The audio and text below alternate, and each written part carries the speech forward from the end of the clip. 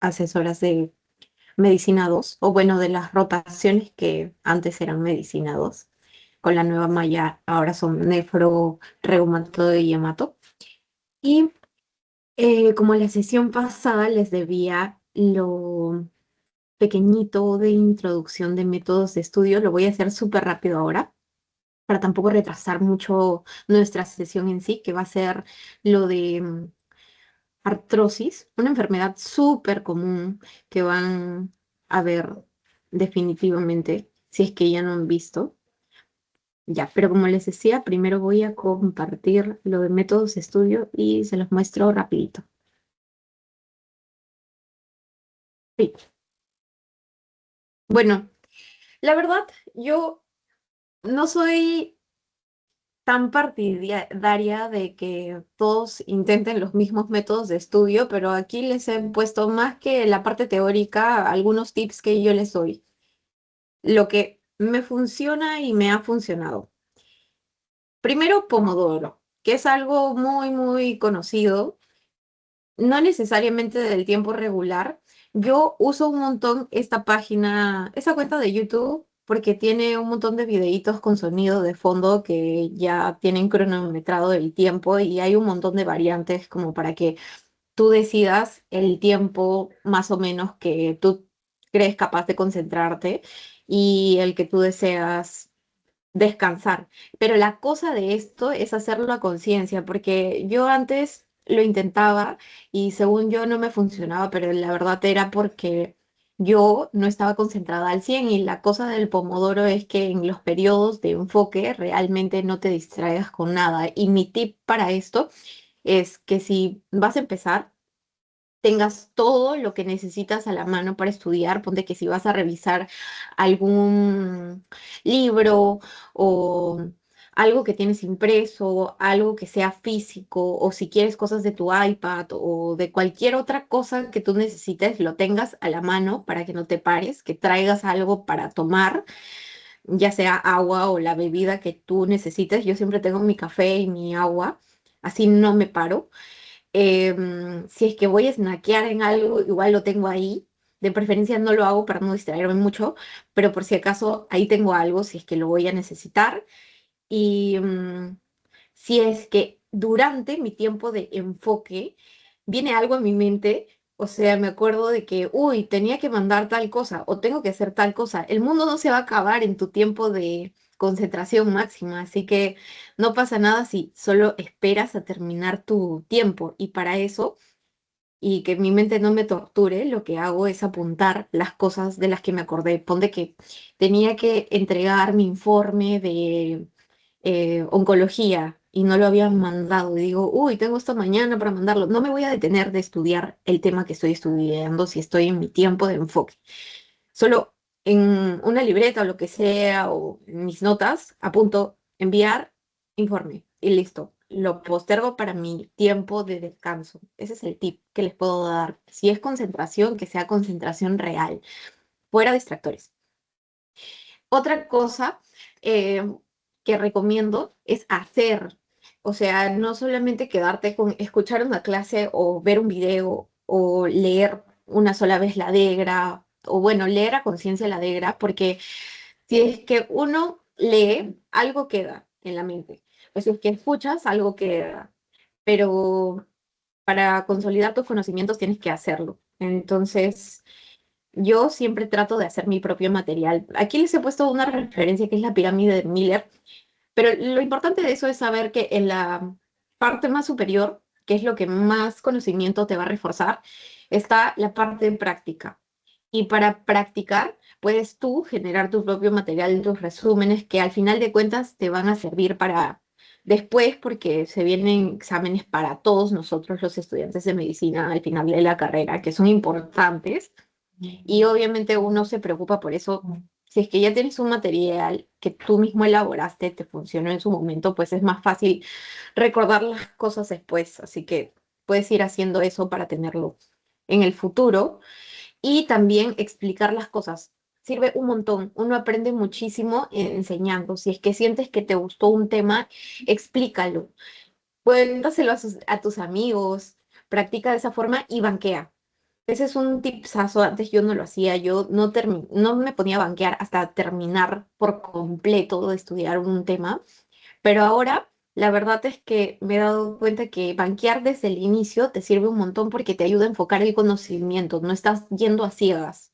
En cambio, cuando tú estás estudiando, puedes darle mucho énfasis a particularidades, cosas pequeñitas que tal vez al final no preguntan o no son tan útiles para el diagnóstico, para lo que tú estés estudiando. De ahí la repetición espaciada, que también es súper conocida. Em, bueno, ahí está el grafiquito de la curva del olvido y la curva del recuerdo, pero lo importante de aquí es que mientras más veces tú practiques algo, más probable es que se te quede. Es como memoria muscular, pero del cerebro. Entonces, obviamente, cuando estudias bien un tema, en el momento sientes que, wow, ya lo aprendí bien, ya puedo responder, pero pasa una semana y te vas a ir olvidando, pasa un mes y te vas a ir olvidando más, y tal vez tu examen era en un mes y medio, entonces fuiste, si es que no lo repasaste. Lo importante es ayudarte de, ya sea propias preguntas que tú elabores, si es que usan aplicaciones de flashcards o así, se los recomiendo o si no, de bancos que ya están hechos. Puedes usar los bancos de la facultad, porque ¿quién no tiene bancos en estos tiempos? Todo el mundo se los pasa, pero la mayoría de gente no los revisa hasta el momento del examen. Y yo también he sido de esas personas hasta hace muy poco. Entonces, es un hack muy bueno, muy útil, empezar a usar bancos desde el inicio y así ayudarte a repasar, repasar, repasar después de cada cierto tiempo. De ahí te recomiendo complementar fuentes, sí o sí, sobre todo ahora que están en medicina interna, bueno, desde todo clínica, siento que es más útil porque como las cosas que buscamos en cada enfermedad son más o menos lo mismo, por así decirlo, porque quieres saber cómo identificar, cómo definir, cómo identificar qué es diagnóstico, cómo manejar una enfermedad, pues eso está regularizado. Entonces, por guías, por instituciones. Entonces, las clases o la información que vas a encontrar en fuentes de buena calidad, pues te va a ser bastante útil. Y a veces ya tener ese conocimiento previo para las clases de la facultad te facilita demasiado la vida, porque lamentablemente las clases de el aula virtual o incluso las que a veces se dan presencialmente, pues llegan a tener la información, pero muy dispersa y es más sencillo si tú mismo aprendes a organizarla. Yo en particular les recomiendo estas fuentes. Bueno, asesoría por pares es un extra, ¿ya? Que sí me sirve para algunos cursos y para reforzar conocimientos, pero si quiero hacerlo desde antes, porque las asesorías, si estás en el programa, normalmente van un poquito a la par, o si quiero revisar algo en específico, me voy a fuentes de academias. Últimamente estoy así obsesionada con los de QX, los videos de QX, pero también con ambos porque tiene información súper completa. Bueno, ahora no tenemos up to date, nos lo han quitado en la facultad, qué malos, pero era muy buena fuente. Si es que tienen acceso, recomendadísimo. Y bueno, lo que les decía al inicio, poner en práctica, banquen al máximo. Si van a comprar un libro, que sea un banco, porque las rotaciones son cortitas, la verdad, y la información está en internet.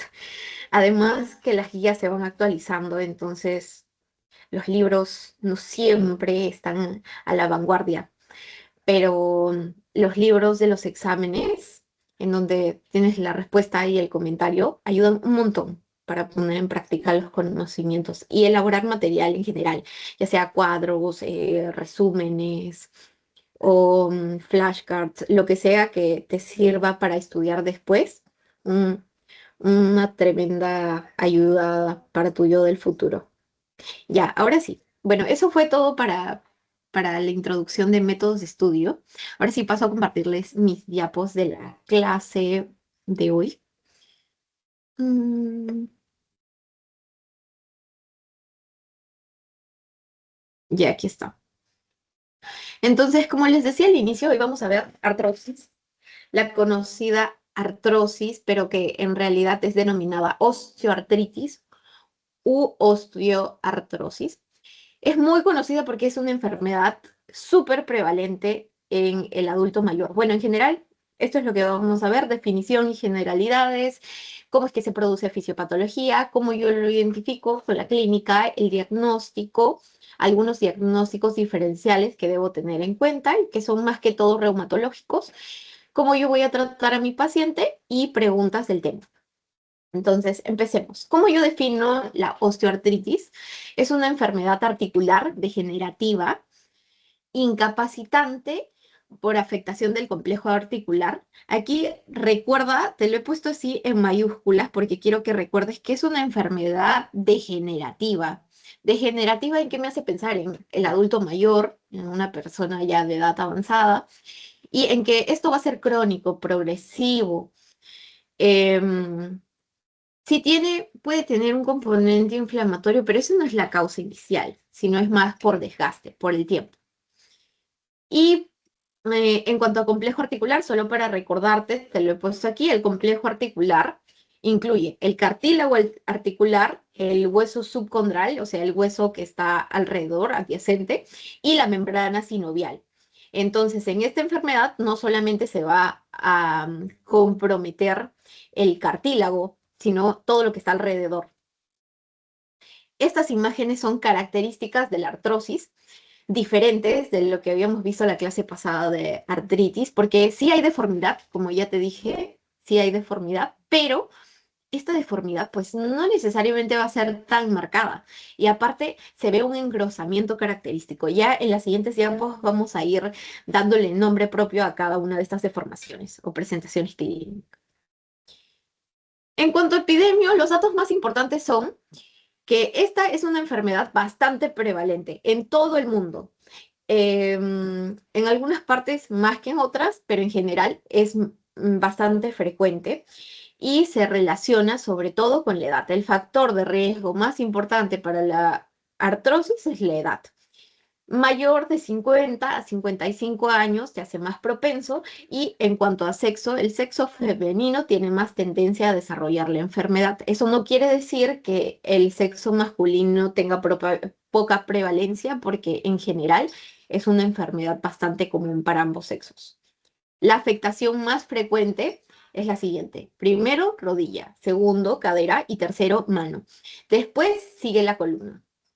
A veces varía un poco la mención que se hace en cuanto al orden de afectación, pero normalmente este es el esquema rodilla, cadera, mano. En cuanto a etiología, esta enfermedad más comúnmente va a ser idiopática porque está relacionada a muchos cambios que se dan con la senescencia, pero también puede ser secundaria. Cuando es secundaria, decimos que algo es secundario cuando una enfermedad previa ha provocado como consecuencia esta patología. Entonces, ¿qué lo puede provocar? Todas estas que te menciono aquí son muchas, hay muchos factores, de hecho. Hemocromatosis es una de las que dentro de las secundarias deberías recordar. De ahí hay muchos otros síndromes, incluso diabetes puede estar asociado, necrosis avascular, trastornos congénitos de las articulaciones. Aquí debes tener en cuenta sobre todo aquellas deformidades congénitas que van a dar asimetría, porque esa asimetría con el tiempo va generando desgaste y ese desgaste hace propensas a las articulaciones a tener artrosis. Y también el trauma articular, las lesiones que generen asimetría. Aquí te pongo la estrellita para que recuerdes que idiopática es la forma más común. Idiopática es lo que más frecuentemente tiene como etiología la artrosis. Y esta idiopática igual está asociada a muchos factores de riesgo, modificables y no modificables. Dentro de los no modificables, recuerda, sexo femenino, mayor de 55 años, la edad es el más importante, recuerda eso. Historia familiar, em, también está asociado más a la raza negra en miembros inferiores y a la raza asiática en presentación de rodilla y cadera.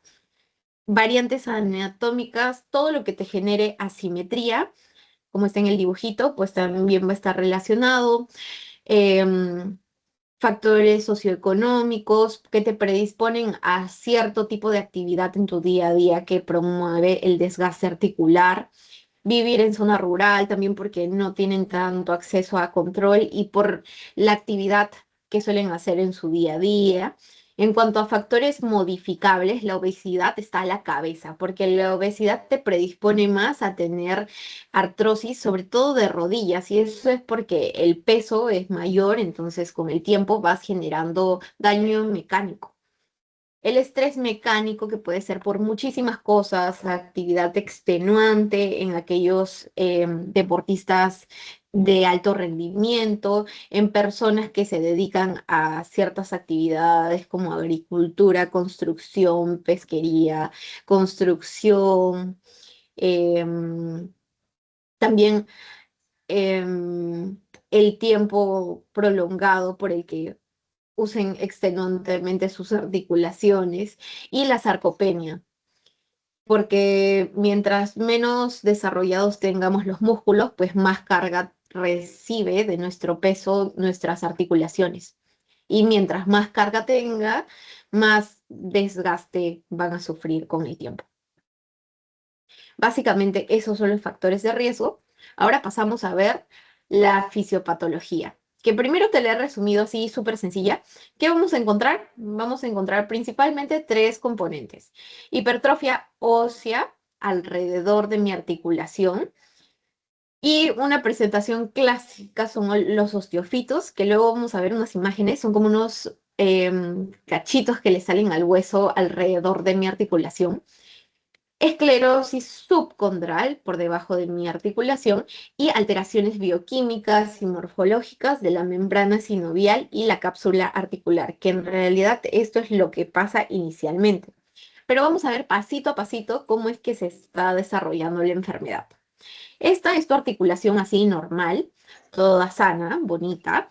El cartílago articular, el espacio articular, la membrana sinovial, la cavidad articular. Pero ¿qué pasa? Con el tiempo hay estrés mecánico crónico y menos cantidad de proteoglicanos por la edad, claramente, que van a generar que el cartílago se vuelva menos elástico y más friable. Friable es más propenso a sangrado, que quiere decir, en términos muy sencillos, que se hace más frágil, porque se hace menos elástico. Entonces, ¿cómo se va a ver nuestra articulación? Sí, así es como se va a ver en artrosis. Ay, creo que alguien tiene su micro prendido. Si me ayudan apagándolo, porfis, lo agradecería. Bueno, continúo. Entonces, así es como se va a ver la articulación en la artrosis. ¿Qué es lo que va a pasar? Como ya te dije, con el estrés mecánico, menos proteoglicanos, tu articulación se vuelve menos elástica y más frágil, más friable. Entonces vamos a ver todo lo que está señalado aquí. A ver, lo voy a marcar de rojito. Ah, ya, entonces, todo empieza en la articulación misma. Este espacio, como hay una inflamación constante, va a generar un espacio más limitado entre hueso y hueso, un espacio articular limitado. Alrededor van a generarse osteofitos, que son estas prolongaciones, protuberancias que le salen al huesito como compensación porque hay menos espacio, entonces se está tratando de ocupar ese espacio que el cartílago ya no está ocupando. Alrededor el hueso se pone esclerótico e incluso pueden salir quistes subcondrales, quistes óseos, justo alrededor de mi articulación. Ahora vamos a ver más a detalle cada uno de los cambios, pero aquí te dejo los siguientes pasos. ¿Qué pasa? Degeneración e inflamación del cartílago. Esta degeneración, inflamación que va a generar que se estreche y se engrose el espacio articular y por tanto que alrededor hay esclerosis del hueso subcondral. Esto te lo he agregado porque en las diapositivas de su clase vi que le han puesto un poquito más de énfasis a la parte de fisiopato, tienen unas cuantas diapositivas, entonces vamos a ver rápidamente, de forma sencilla, cuáles son los pasos de esta desregulación que pasa. ¿Por qué hay menos proteoglicanos? ¿Por qué hay más degradación? Ok, lo normal es que haya este balance en nuestras articulaciones. Hay síntesis de colágeno tipo 2, que es el que más abunda en las articulaciones, y proteoglicanos, como cuál, como el agrecano. Pero esta síntesis está en balance con la degradación de estos mismos componentes, que es una degradación enzimática, sobre todo dada por metaloproteinasas. ¿Qué pasa en la artrosis? Que se pierde este equilibrio. Entonces hay un desequilibrio, hay menos síntesis y más degradación de la matriz extracelular. ¿Cómo es que así pasa? Si es que hay más degradación, es porque la metaloproteinasa va a degradar al colágeno tipo 2 y las enzimas ADAM-TS5 degradan al agrecano o en general a los proteoglicanos. Esta degradación constante lo que va a generar es que haya más estrés oxidativo y más apoptosis de las células propias del cartílago de los sinoviocitos. Los sinoviocitos son los que están generando estos productos inicialmente, los que sintetizan colágeno o proteoglicanos. Entonces, lo que pasa luego es que nuestro cuerpo, al degradar estos componentes, el colágeno, los proteoglicanos, se liberan un montón de partículas, que son los restos que quedó al ser degradados. Y esos restos, nuestro cuerpo los reconoce como extraños, pasan a ser DAMPs, que son patrones asociados al daño. Entonces, los patrones asociados al daño, que eran los restos que quedaron de los componentes iniciales, van a activar a los receptores de inmunidad innata. ¿Cuáles? Los Toll-like receptors, sobre todo TLR2, TLR4 y NLRP3. En general, estos, como han dicho, ok, esto es un estímulo ajeno a nuestro cuerpo, lo reconocen como un daño, lo que van a hacer es generar inflamación. Inflamación dentro del tejido sinovial, por eso es inflamación sinovial. Inflamación sinovial. ¿Qué pasa cuando hay inflamación? Se reclutan células inflamatorias, como cuáles, macrófagos, linfocitos T, linfocitos B y los mismos sinoviocitos que ya son propios del cartílago van a activarse y decir, estamos en riesgo. Entonces, también van a producir interleucinas proinflamatorias, interleucina 1, TNF-alfa, interleucina 6 y quimiosinas. Y todo esto va a activar una vía, que es la vía que NF capa beta, que es la vía que genera más metaloproteinasas y óxido nítrico. Entonces todo se vuelve un ciclo vicioso porque estas eran las que originalmente estaban generando la lisis del colágeno y los proteoglicanos. Entonces se generan más, van a seguir rompiendo y van a seguir generando DAMPs y los DAMPs van a seguir siendo reconocidos por los Toll-like receptors y más inflamación. Ciclo constante. ¿Qué más pasa? Como si fuera poco, el sistema inmune dice, tenemos que generar más respuesta. Entonces van a activar el complemento, especialmente por unas proteínas que son las proteínas COMT. Son proteínas propias del cartílago. Y esta activación del complemento, se activan las tres vías del complemento, va a generar finalmente, junto a la inflamación previa, todo va a producir los cambios estructurales y son los cambios que un poquito hemos estado viendo. ¿Cuáles? Todas las células están aquí destruyendo el cartílago en un inicio y ese cartílago se va volviendo cada vez más delgadito, el hueso va a tratar de compensar generando osteofitos, protuberancias óseas, alrededor va a haber esclerosis, se pierde el espacio articular y se van pegando cada vez más los huesos y eso genera más inflamación y así. Y además, ya para terminar en cuanto a fisiopato, en tus diapos se habían puesto unos grafiquitos de particularidades mm, pequeñas, moleculares, de lo que estaba pasando. Yo simplemente las he listado, pero te las he explicado de forma práctica cada una de estas. Entonces, primero que vemos que el colágeno tipo 2 está siendo degradado Y como es degradado, genera DAMPs, va a activar DDR2 y eso genera la señalización para la vía que te había mencionado que produce metaloproteinasas y citocinas proinflamatorias y óxido de nítrico. ¿Qué más pasa?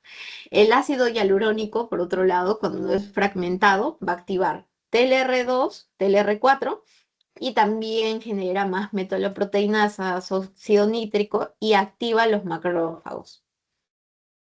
¿Qué más va a pasar? Los fragmentos de colágeno, que también habían sido eliminados, van a activar a NLRP3 y NLRP3 sobre todo promueve la liberación de interleucina 1, que es de las citocinas más proinflamatorias.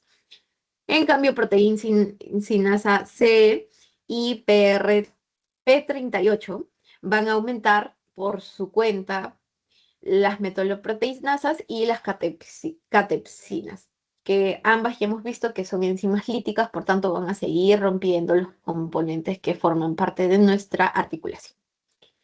Bueno, eso viene a ser todo en cuanto a fisiopatología. Es la parte más engorrosa de ahí, súper sencillo. Vamos a ver clínica. ¿Cómo yo voy a reconocer a un paciente que me viene con artrosis? ¿Qué veo? Voy a ver artralgia mecánica, ya no inflamatoria, voy a ver artralgia mecánica. Esta artralgia mecánica se acompaña de crépitos articulares, que aumentan o se dan con el movimiento de la articulación. La presentación, a diferencia de artritis reumatoide, aquí no va a ser simétrica, va a ser asimétrica normalmente. ¿Qué más te genera esta enfermedad? Va a disminuir tu rango de movimiento, restringe el rango de movimiento, genera rigidez articular y deformidad. Pero esta deformidad ya hemos visto que no es tan, por así decirlo, evidente o llamativa como en artritis reumatoide o en otras artritis. ¿Cómo va a ser entonces? Bueno, en enfermedad avanzada cabe destacar antes de ver imágenes que el dolor ya no solo va a ser como el propio de dolor mecánico, sino que va a ser un dolor ya constante. Y el rango de movimiento se va a restringir mucho más, depende de cuán comprometida esté la articulación. Entonces, veamos cuáles son las características de mialgia mecánica. ¿Cuáles son las diferencias con la inflamatoria? Esta va a mejorar con el reposo, empeora al ejercicio o a la actividad física, al esfuerzo, pero mejora con el reposo. Esa persona va a ir a acostarse, va a despertarse y va a despertar sin dolor, por más que en el día le haya estado doliendo las rodillas, no sé, la cadera, las manos. ¿Qué pasa cuando uno hace flexión completa o extensión completa? El dolor aumenta. Si es que hay rigidez matutina, que no necesariamente tiene que estar, va a ser menor a 30 minutos porque no es una enfermedad inflamatoria. Entonces, en la noche esa persona descansó y como ya no hubo más lesión mecánica, esfuerzo en su articulación, pues el dolor va a ser menor. Tal vez sea un poco difícil iniciar el movimiento, pero no va a ser prolongado porque el daño es mecánico. Y por último, hay tumefacción ósea. Esta es una diferencia clave también en cuanto a la artralgia inflamatoria, porque en la inflamatoria la tumefacción suele ser de tejido blando, tejido que está alrededor de la articulación en sí. Pero aquí hay tumefacción ósea por compensación del desgaste del cartílago. Como se ha perdido, el hueso va a tratar de llenar espacio. En cuanto a frecuencia de afectación de articulaciones del cuerpo, vamos a tener a la cabeza a la rodilla. Y esto tiene una explicación muy sencilla y es porque la rodilla soporta gran parte del peso corporal. Segundo, la cadera. Tercero, la mano. Pero lo característico de la mano aquí es que no va a afectar tanto la parte más proximal, sino en este caso va a afectar más la parte distal. Por eso te he puesto aquí interfalángicas distales. Pero eso no excluye a las proximales. Eso es lo más típico. También puede afectar al resto de la mano. por si acaso. Y es lo que vamos a ver en las imágenes. Y también puede estar presente en la columna. Son normalmente las articulaciones más afectadas. Estrellita ahí en la rodilla, porque la rodilla es la más común. Entonces vamos a ver lo más común. Empecemos con aquellas que no te permiten caminar con tanta facilidad, que te van a impedir cambiar de postura y de subir, bajar escaleras con facilidad, que incluso te pueden generar inestabilidad. ¿Cuáles son? Deja, rodilla y cadera. Bueno, por ahí columna también podría ser, pero es menos frecuente. Entonces, rodilla, ¿qué voy a encontrar en mi rodilla con artrosis? Crujido, crépito, es de las articulaciones que más te van a crujir. También puedo ver deformidad de Baró. Si es que no la recuerdas, es este grafiquito que te he dejado acá, que son así, las piernas característicamente hacia afuera en la parte de las articulaciones de las rodillas y en flexión.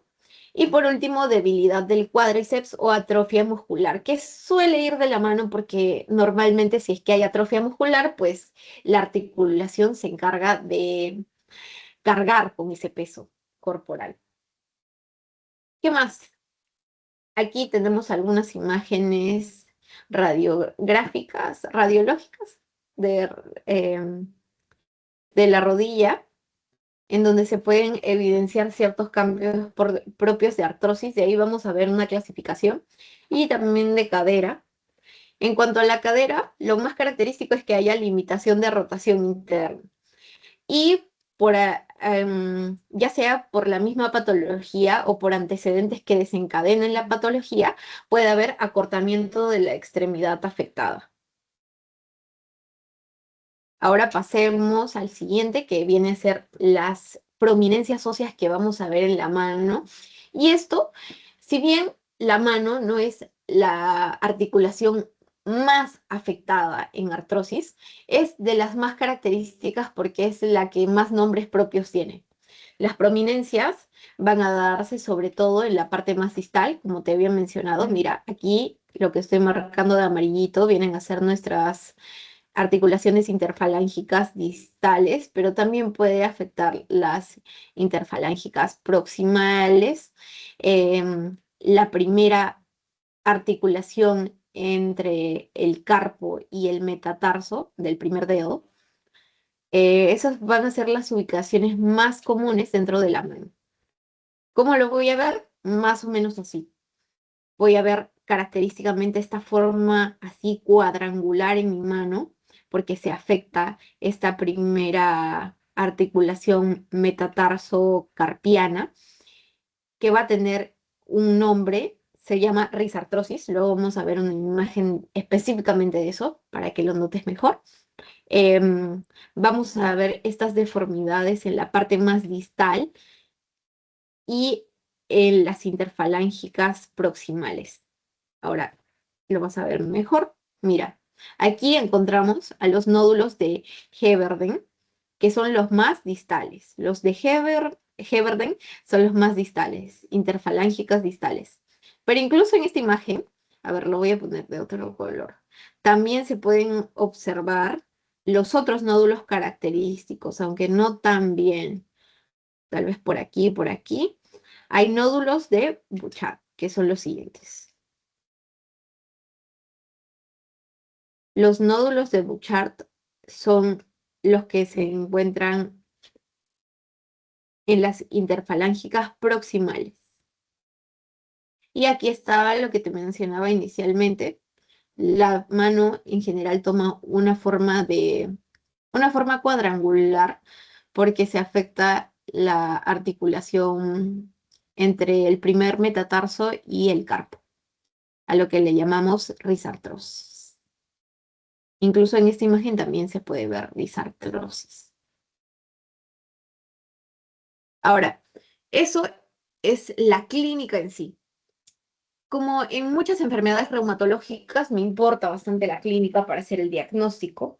Ahorita te voy a mostrar unos parámetros de clasificación que se llama la clasificación de Kellgren y Lawrence, pero ten en cuenta que estos sirven más para estudios que para el diagnóstico en sí. Por eso, en la siguiente diapo recién vamos a ver el diagnóstico, como qué es lo que yo clínicamente, así en la práctica, voy a necesitar para decir, este paciente tiene artrosis.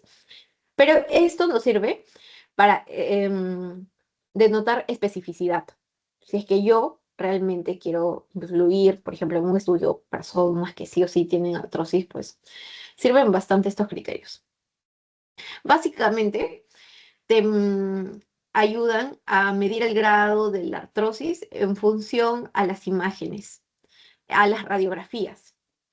Y para esto se estadifica en grado 0 si es que no hay cambios, si es que es una articulación normal, grado 1 si es que ya veo esclerosis subcondral.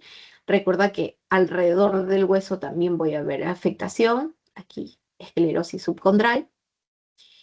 En segundo grado hay disminución del espacio articular y de hecho lo característico de aquí va a ser el pinzamiento, el característico pinzamiento, así como una pinza. En el grado 3 ya voy a presentar más compensación de la parte del componente óseo, que es lo que voy a ver, osteofitos, geodas, estas prolongaciones se hacen más prominentes, protuberancias, neoprotuberancias del hueso adyacente. Y por último, el grado 4 cuando hay malformación y anquilosis. Por si no recuerdas, anquilosis es cuando se ha perdido la estructura normal de la articulación y pues hueso con hueso van chocando y van fusionándose, uniéndose por la pérdida del espacio articular. Básicamente eso es la clasificación, pero como te decía, el diagnóstico, para el diagnóstico, como en varias enfermedades reumatológicas, la clínica manda. Entonces, la clínica es todo lo que hemos visto, la presentación articular, los nódulos que tienen nombres y algunas malformaciones que se van generando a partir del desgaste. Pero para complementar mi diagnóstico, ¿de qué me puedo ayudar? De laboratorio.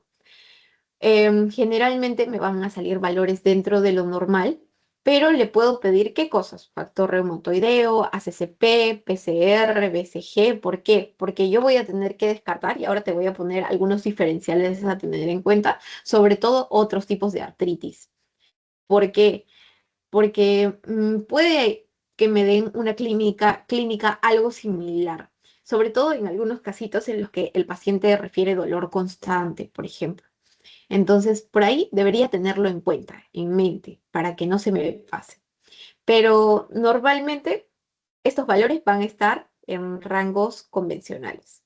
Entonces, me va a servir sobre todo para descartar otras patologías, para diagnósticos diferenciales. Porque ya si es que se trata de artritis reumatoide, sabemos que vamos a ver factor reumatoideo, ACCP altos o positivos. Y los valores inflamatorios, PCR, BCG también elevados. En las espondiloartropatías seronegativas, que me parece que han tenido clase más temprano hoy. Em, no voy a ver factor reumatoideo y ACCP, pero sí voy a ver inflamación. Entonces va a estar PCR elevado, BCG elevado. Entonces ahí, en una, pidiéndole esos específicamente, voy a descartar varias patologías y me quedo únicamente con artrosis. Y para ya el estudio más profundo de mi artrosis, porque yo necesito ver qué tan afectadas están mis articulaciones, ¿qué le pido? Mi prueba de elección para seguir estudiando mi diagnóstico va a ser la radiografía. La radiografía, ay, no se nota lo que estoy presentando. Mm, ya. La radiografía es la prueba de elección. ¿Por qué? Porque me permite ver lesiones óseas. La radiografía recuerda que sirve para la parte dura. Entonces, si es que hay osteofitos, geodas, lo voy a notar. Si es que hay estrechamiento del espacio articular, voy a ver más pegado el hueso con hueso. Entonces voy a poder ver con mi escala también de clasificación. Ah, mira, aquí hay pinzamiento. Ok. Entonces estoy en tal grado de afectación. Voy a ver si es que hay esclerosis subcondral, porque eso es propio del hueso también alrededor. Si es que se han generado quistes óseos, que eso es menos frecuente. Y si es que hay deformidad articular en general. Para eso puedo usar la escala de Kellgren y Lawrence, lo que te acabo de mencionar. Y adicionalmente hay un par de exámenes por imágenes que también podría solicitar, resonancia magnética, pero sobre todo si yo pienso en que está afectando partes blandas, cartílagos, si es que hay sinovitis, si es que hay afectación de meniscos, bursitis, todos esos los puedo identificar con resonancia magnética. Pero ahí también tienes que tener ojo clínico, porque si yo veo que mi paciente tiene la clínica más común, más característica de artrosis, pues no necesariamente se lo voy a pedir. ¿Y en qué otros casos se lo podría solicitar cuando estoy pensando en alguna otra patología para descartar, para asegurarme de que estoy bien en mi diagnóstico? Adicionalmente, ecografía me puede ser útil cuando pienso que hay derrame o cuando sé que hay derrame o sinovitis, específicamente en esos casos. De ahí, de imágenes, sí o sí, quédate con la radiografía. Solo para que recuerdes, te he puesto aquí un cuadrito con lo más importante de la clínica que hemos visto hasta ahora: dolor mecánico, rigidez matutina. Uy, aquí se me ha pasado el signo, pero es menor a 30 minutos. Crepitación articular, lo voy a marcar para que no te confunda. Mm, Ya, aquí es menor, no mayor. Menor a 30 minutos. Eh, Crepitación articular, limitación de movilidad, deformidad articular progresiva y tumefacción ósea. Lo que me genera el tumor en la artrosis no es la parte blanda, no es la inflamación, no es el líquido sinovial, no, es el hueso que se va deformando por la pérdida del cartílago. Ya, eso es lo más importante en cuanto al diagnóstico. Ya. Entonces, ya para ser específicos, en tu clase te pusieron algunos parámetros que deberías tener en cuenta. Hemos visto la parte que se ve más afectada de la mano, porque hay parámetros para cada articulación, pero vamos a ver lo más común, o sea, mano, cadera y rodillas. Entonces, en mano ya sabes que las partes más afectadas van a ser la primera articulación metatarsocarpiana, las interfalángicas distales y también pueden ser las proximales. En cuanto a la mano, ¿qué debes tener en cuenta? Bueno, te lo voy a dejar porque en realidad son parámetros bien específicos. Mm, Lo más importante es que recuerdes que no necesariamente un paciente tiene que cumplir con todo para que tú puedas hacer el diagnóstico, porque en artrosis la clínica es la que manda. De todas formas, hay algunas cositas que por ahí te pueden servir como tip para no confundirte. Y es un poco de lo que ya hemos estado viendo, que las partes más afectadas van a ser las articulaciones que ya te mencioné. Entonces, en los parámetros vamos a encontrar menos de 3 articulaciones, em, tumefactas, aumento de volumen en el tejido duro de 2 a más articulaciones interfalángico-distales, deformidad de más de 2 de 10 articulaciones seleccionadas. Y bueno, para el diagnóstico son necesarias estas combinaciones. Igual para la rodilla, igual para la cadera. Hay valores específicos, también tomar en cuenta que los parámetros inflamatorios, BCG, PCR, no los vas a tener elevados.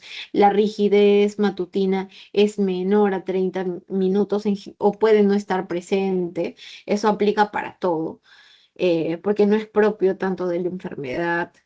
Edad siempre va a ser un factor de riesgo importante. A veces mencionan mayor a 40, a veces mayor a 50, mayor a 55. Lo importante es que sepas que la edad es el factor de riesgo más asociado a desarrollar artrosis. Em, ya.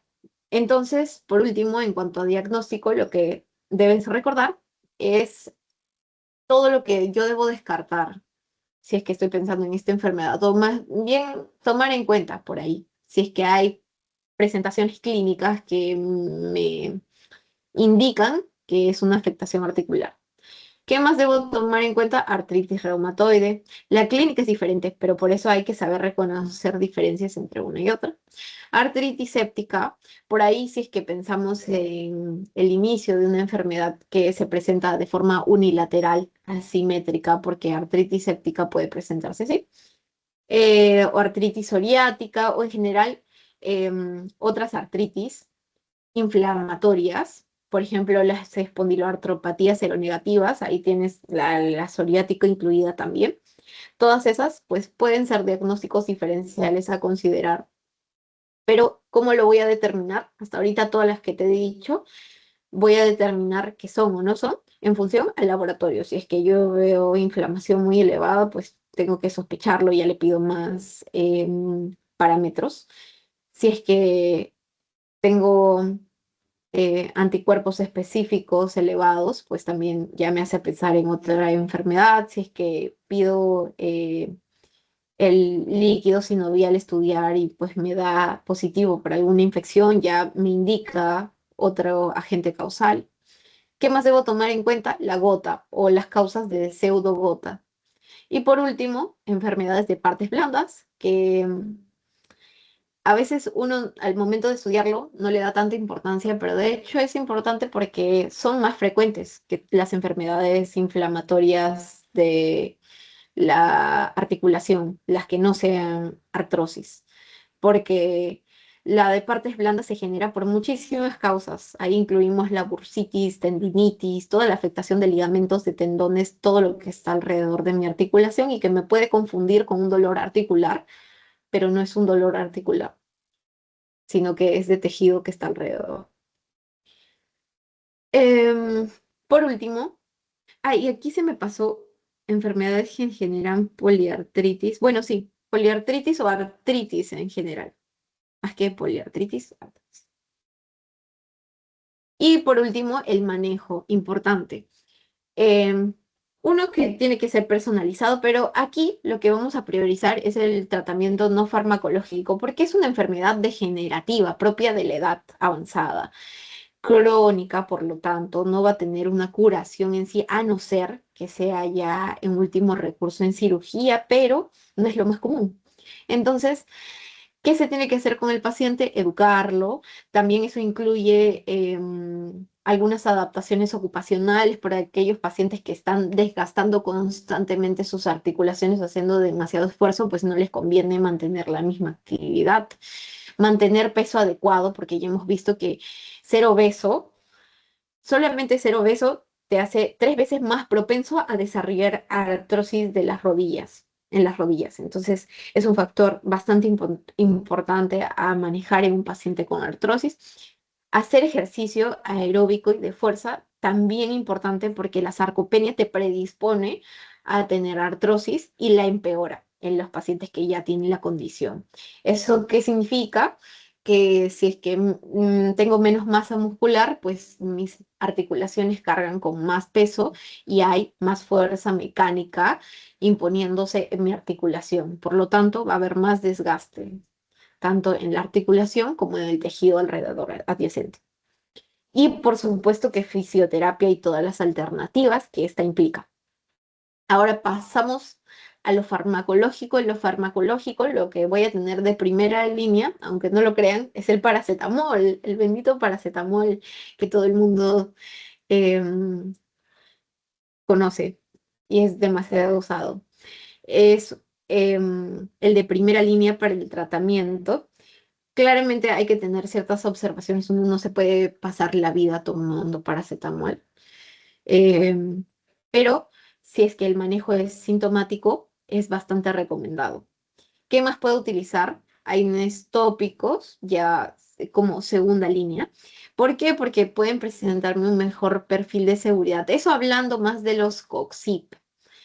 Pero recuerda que los COXIP, ok, no son tan gastrolesivos, pero son más cardiolesivos. Entonces, hay pacientes a los que les voy a tener que adaptar dosis, hay pacientes a los que no les voy a poder dar simplemente los COPSIP o en muy pocos casos. Entonces, por ahí tengo que tener en mente ciertas observaciones de administración propias del fármaco que voy a utilizar.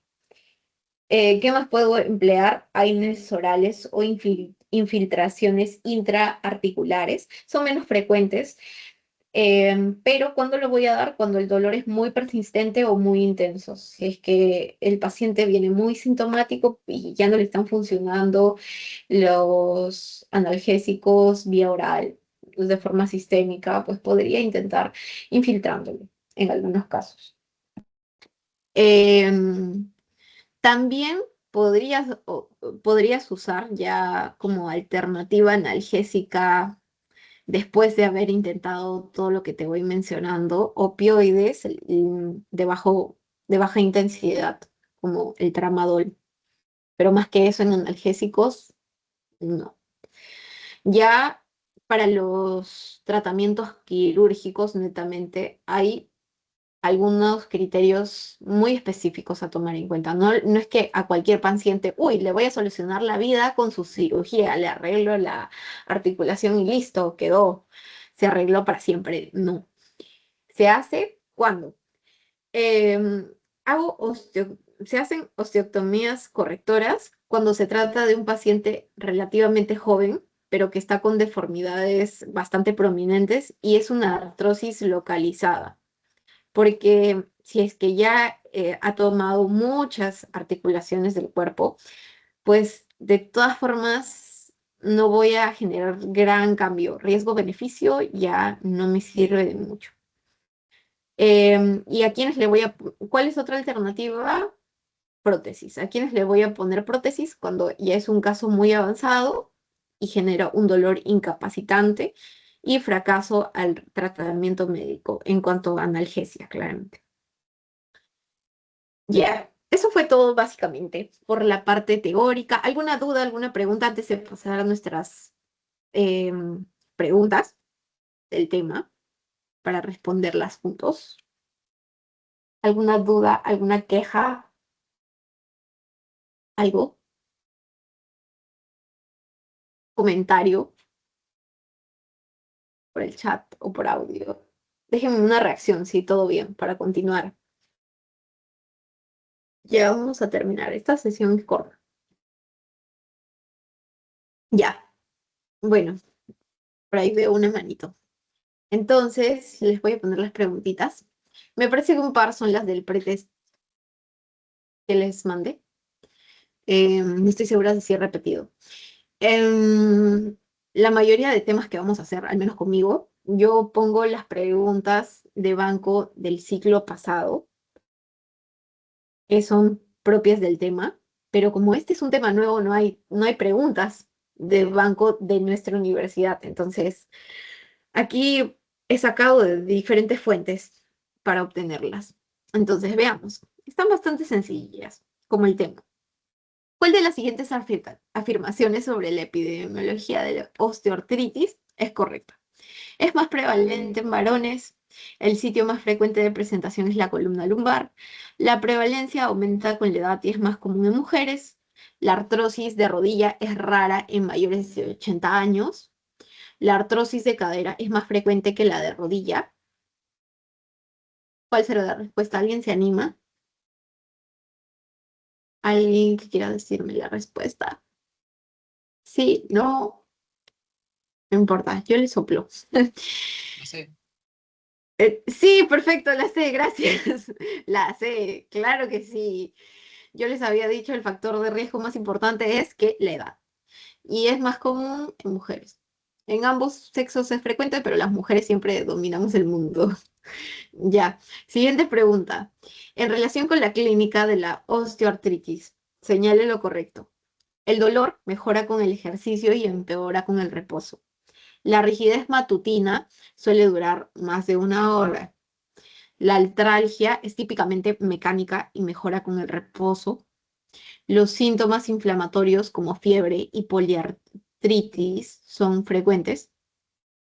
El dolor nocturno es característico desde las fases iniciales. Te está pidiendo lo correcto. ¿Cuál es lo correcto? La sé. Sí, perfecto, la sé. La artralgia es típicamente mecánica. Si es mecánico, mejora con el reposo y empeora con el ejercicio. Ya, siguiente pregunta. ¿Cuál de los siguientes es un hallazgo radiológico característico en la osteoartritis según la clasificación de Kellgren y Lawrence? Disminución difusa del espacio articular con simetría bilateral. Bilateral. Osteofitos marginales y esclerosis subcondral. Erosiones óseas marginales. Periositis reactiva difusa. Osteopenia yuxta articular. ¿Cuál será la respuesta? ¿Lo ve? Sí, perfecto, la B. Osteofitos marginales, que son esas protuberancias que le salen al hueso como una forma de compensación del espacio que está dejando libre el cartílago que se ha perdido. Y esclerosis subcondral, que pasa en el tejido adyacente a mi articulación. Esta es la respuesta correcta, B. Y última pregunta. Un paciente de 70 años con artrosis de rodilla acude por dolor leve a moderado. Según las guías actuales, el tratamiento farmacológico inicial más apropiado es corticoides intraarticulares, AINES orales de inicio, paracetamol a dosis plena, sulfasalacina oral, infiltración de ácido hialurónico. ¿Cuál es la respuesta? Paracetamol. Sí, perfecto. Paracetamol. Paracetamol es mi primera línea de tratamiento para la artrosis. Bueno, eso fue todo por hoy, chicos. Gracias por estar, gracias por escuchar. Cualquier duda o consulta o cualquier cosa en la que deseen ayuda del curso, me pueden hablar normal por el grupo, por privado. Ahora les voy a mandar el link del post-test por el grupo. No se olviden de llenarlo, porfis. Y voy a dejar de grabar. Que tengan linda semana.